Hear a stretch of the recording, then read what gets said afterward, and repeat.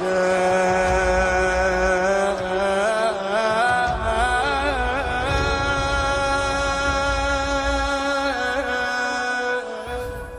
چند تا تعطیل عام داره تو هند، اینجور که من از آقایون هندی ها شنیدم. یکیش عاشوراست. کشور غیر اسلامی عاشورا درش تعطیل رسمیه برای همه، مسلمون و غیر مسلمون.